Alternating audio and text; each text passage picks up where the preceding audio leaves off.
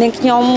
ជាសិល្បករសិល្បករនីចាស្រីតកបងប្អូនបានស្គាល់ហើយចាថ្ងៃនេះគឺមានអារម្មណ៍ថាខ្ញុំសប្បាយចិត្តមែនតើធម្មតាបងប្អូនអើយ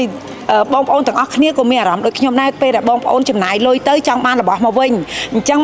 មួយរយៈនេះបងប្អូនតែងតែពិបាកចិត្តដូចតែនាងខ្ញុំអញ្ចឹងប៉ុន្តែឥឡូវនេះថ្នាក់ដឹកនាំបាន